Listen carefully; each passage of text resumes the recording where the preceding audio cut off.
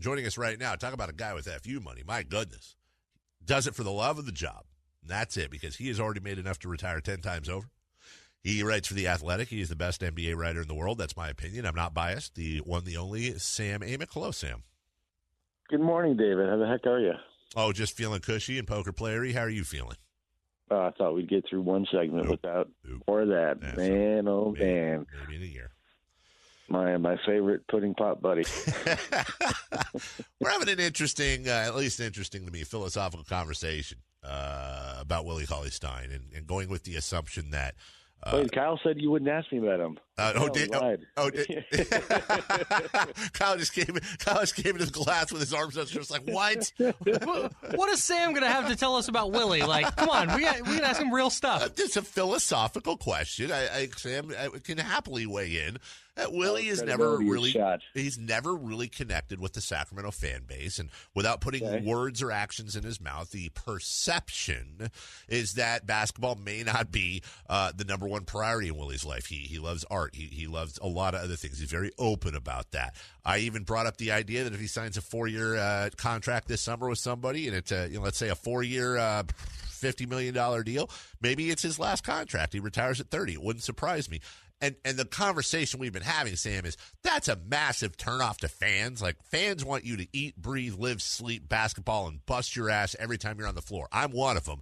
But as a human being, I don't know. Is it the worst thing in the world if Willie Cauley-Stein or a player like him was like, basketball is cool, but I just really play it because it makes me a real ton of money and allows me to do other stuff that I am passionate about. Yeah, I mean, I feel weird saying that. I think I've officially reached the point where I'm the wrong guy to ask, because when it comes to my fandom, that I do enjoy what I do, but the longer you do it, the farther away you get from the fandom aspect, and kind of tangential to what you're talking about with Willie. I just wrote this column on Paul George, and I'm sure I'm going to get yelled at by Pacers fans all day long, because my whole pragmatic look at it is, don't boo the guy tonight. He told you he didn't want to be there anymore. You got a trade that worked out pretty well. That's more than most teams can say. You wrote that he did them a favor, which is not as common. Yeah, but people are going to hate the word favor. It's not that simple. I get that. But nonetheless, I only bring that up, as it relates to Willie, to say that I'm extremely pragmatic at this point with the way I look at this stuff with Willie. It's like, is he producing? Is he not? Is he going to be a guy who helps for the length of his contract that you might give him, or is he not? I understand the turnoff stuff. I mean, that you talk about bad PR moments. I mean, that quote he had earlier this year about, if I got, what do you say about Porzingis money? Yeah, Porzingis money, get in the bag, I'm here to get paid. There's been a few quotes over the years. That's just a turnoff to the everyman, and I don't like that either. You can't, and the every woman for that matter, you can't throw that in people's faces. So I get it. I would probably just say that, I don't know anything about who is in his circle, and those are the folks who kind of need to get in his ear and tell him to stop doing that, even though that's the truth. I mean, these guys, they get paid a lot of money to do this. They do go after the bag, and if you can love the game at the same time, that's all the better. But, he's just one of those guys. I want to take it one step further and then move on, because you said something about, and I've said this too, guys around him get in his ear, say, dude, you can't do this. We had a guy on the phone just before he came on who said, you can't say that. Oh, but if Willie's, let's just for funsies, let's say his managers, whoever, have already done that. And let's say Willie says, no, I'm going to say exactly what I want when I want to say it. I'm never going to be fake. I'm never going to lie. I'm going to say exactly what's on the top of my mind, because I'm real. And I'm not going to lead anybody on. And guess what? I'm still going to get paid. I may not get paid as much as I could, but I'm still going to get paid. And my kids are still going to be able to go to any college they want, and so are my grandkids. Is he really wrong? Is there a wrong in that? No. I mean, it's funny. Even with the take I just had, like, as I said it, I kind of asked myself, I almost wanted to take it back a little bit, because, I was asking myself the same question you're asking. I mean, is it wrong? No. I mean, is my personal style to try to be cognizant and respectful of people whose lot in life is different than yours? Yeah, I think that's where I would fall. Like, it doesn't make you a fraud or fake if you simply choose not to routinely broadcast the fact that your main incentive for playing the game is money. Right. You know what I mean? Like that's what my conversation, my old guy conversation with Willie would be like. No, authenticity is awesome. It's fantastic. So walk that line. Don't be fake, but don't just put it in people's faces in the kind of way that then leads to them not finding you as likable. Sure. I mean, that's, I think that's the way I would put it. Sam Amick joining us from The Athletic. Go to theathletic.com and get yourself a subscription. Less than a beer at most bars you go to for the finest coverage you're going to find anywhere of sports in general. Also a place not afraid to do deep dives as well, which is a dying art in the world of journalism. Let's go west to the Bay Area before we get back to Sacramento here. Did Steve Kerr, by slowing down the pace last night, did he crack the DeMarcus Cousins code? Do you think that's an outlier, a matchup, or do you think that's something we're going to see more as we get deep in the playoffs? You're kind of breaking news to me. It's from the standpoint of I had the game on. Sure. Actually, I'm not in Indiana for this little Pacers OKC tilt, and the game was on at the restaurant where I was. But that's interesting that I didn't really know that that's what they did. I saw DeMarcus had a great night. I think that certainly makes a lot of sense. The problem, I think the distinction I would make going forward as to like whether or not Steve can take that route and have that be the new formula is just with no Durant, it's easier to completely buy into that approach. With Kevin missing the game last night, I think, that's good. The embarrassment of Rich's aspect of that Warriors team is problematic, meaning that when Kevin's out there, then you can't really justify slowing it down. I mean, if they in fact did it to an extreme degree, that's harder to justify when you've got, that other wing guy who can get up and go and play the way they can play. So I think certainly in moderation, that's something they're going to want to do to get the most out of him. I mean, credit to him for kind of figuring the code out too. I mean, he was terrible in that first game that he had against Houston where it looked like they couldn't play him in a playoff series. And so, I mean, a huge night for DeMarcus. And he survived that hilarious pass to Steph Curry on the bench that I did see. Right. I don't know if you saw that. Yeah.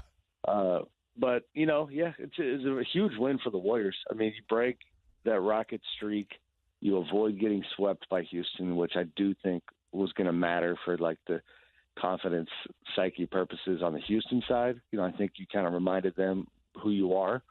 And, I think we're setting up for, I think, a pretty fantastic playoffs. I think it's going to be fun.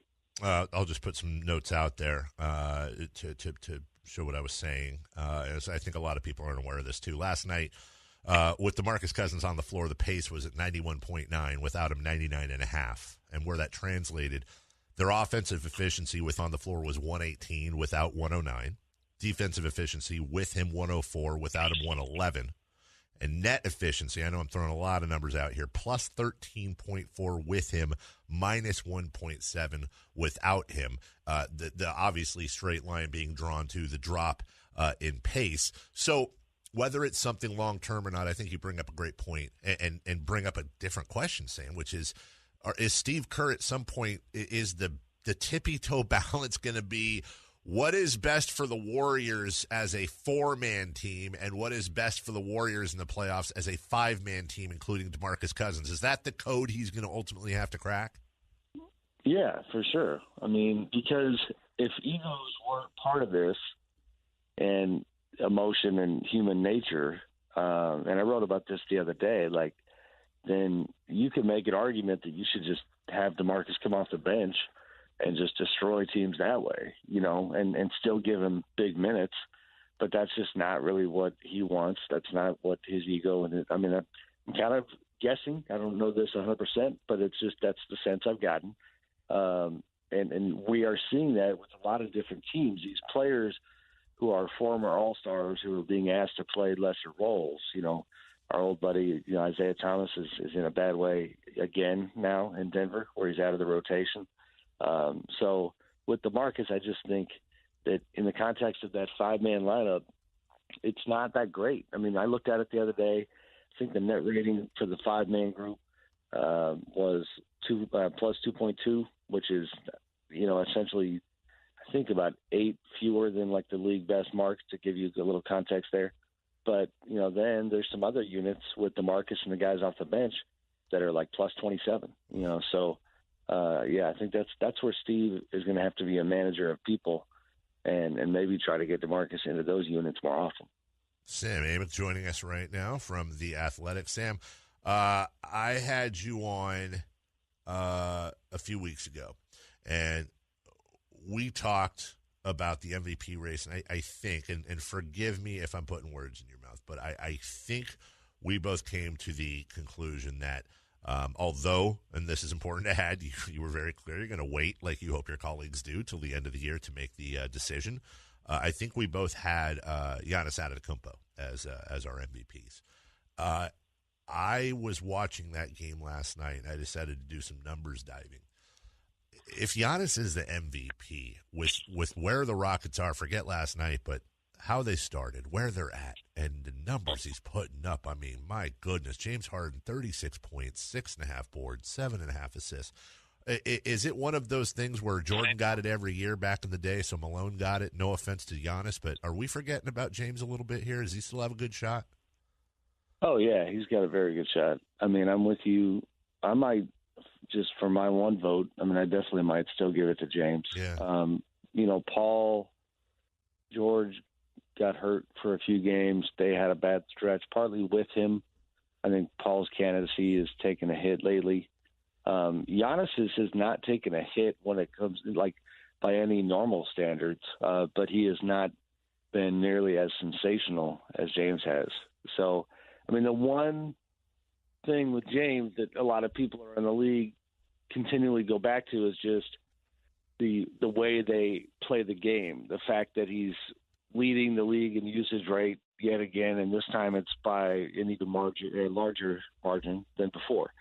And so the argument is like, oh, yeah, well, the ball's in his hands all the time. It's like, all right, fine, but these numbers are just bonkers. So, yeah, and not only do I think that part is going to compel voters to give it to him again, I'm not ever going to sit here and say, hey, James Harden lockdown defender. Right. But he's got a lot of, stuff on that side of the floor that I think could help his cause this year. He's second in the league in deflections, and is just getting his hands on balls. I forget where he's at on steals. 2.2 a game to 1.3 for Giannis. I think he's second in steals, too.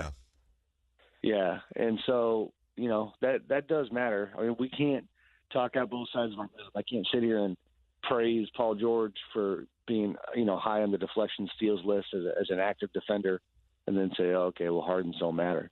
He gets in lanes. I think with Chris Paul empowers him when he's on the floor. So to answer your question, I think, James definitely could still end up winning this thing. When you're factoring in all the different things that go into voting for MVP, how much does team success weigh in your mind? A lot. I had a hard time voting for Russ a few years ago, but I did.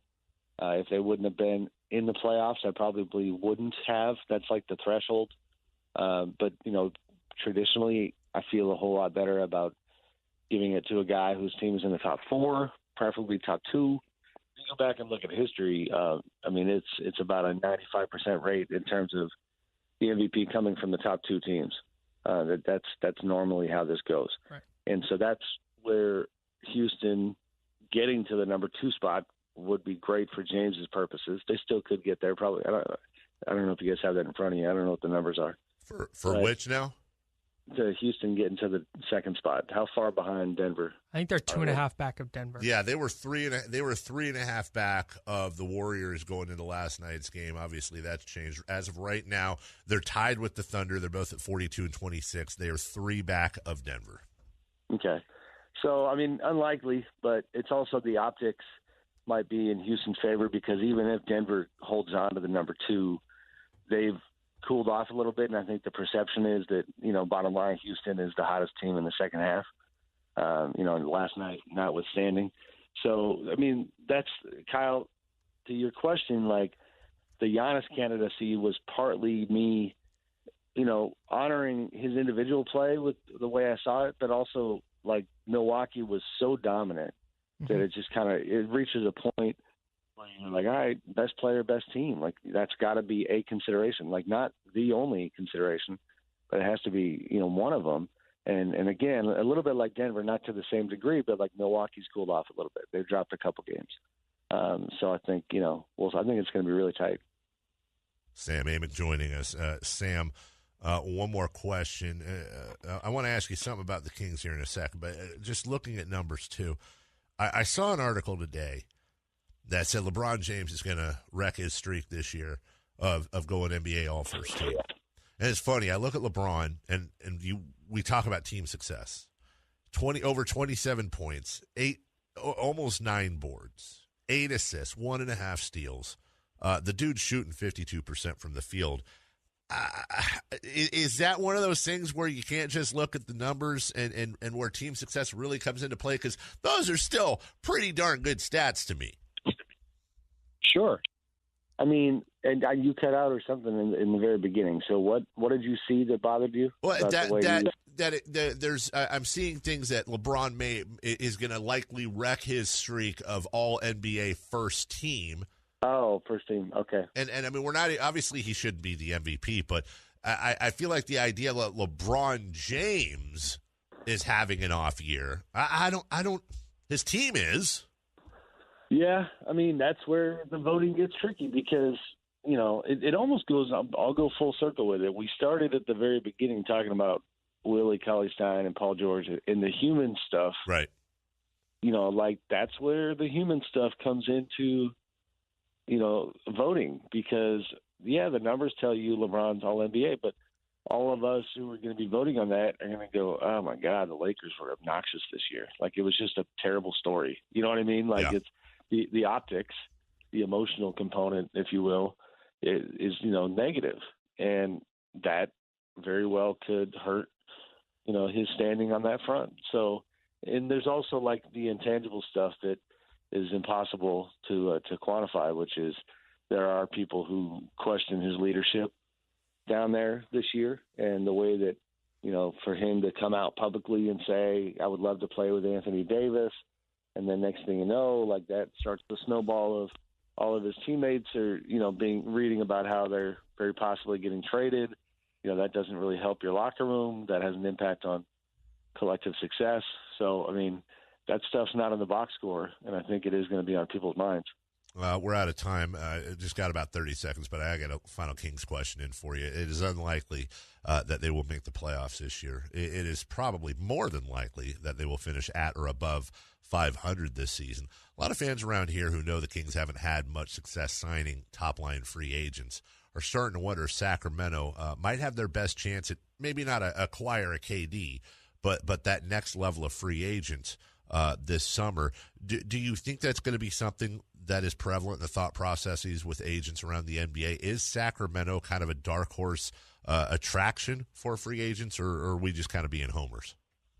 No, I think it should be a second tier one, and it's certainly not first tier. I love how you phrased, maybe not a Kevin Durant. Thanks for your your responsibility. Stranger things have happened, Sam. Not really. No, they actually haven't. That's true.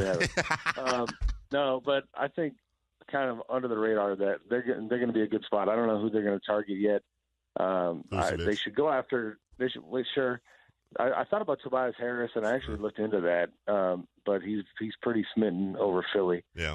My last thought, they should. I think Vlade should just get on the phone, or actually not get on the phone, but free agency wise, should try to pilfer this Pacers roster. They've got some really good free agents coming up this summer. That got my attention the other day, and then Bojan Bogdanovic. Oh, please get Bojan Bogdanovic. Another itch on this team. Bojan Bogdanovic. Double B's. Have fun, Jerry Reynolds. Have fun, Doug. Bagley. We got right. Big Baller Brand. Watch out. Yeah. That is Sam Amick. He writes for The Athletic. Go to theathletic.com. It is really where all the best coverage of all your sports. You can customize the pages. It is a nice, clean layout. You can have all your teams and all your favorite writers right there for you. Clean layout, not only on the internet, on the computer, but also on your phone or tablet as well. I read it each and every day for guys just like Sam Amick and other guys that you know that we talk to, like Jason Jones or like Matt Barrows. Many people over there. And the price of the Athletic subscription, it's less than a beer. So get off your wallet, make it happen, and expose yourself to phenomenal coverage of sports. Sam, we appreciate your time as always. less than a mild poker hand, one might say. Wow, look at that. Corduroy King, Sam Amick with us. Thanks, Sam, buddy. We will talk to you on Thursday, pal. Thank you. See ya. You're listening to The Drive.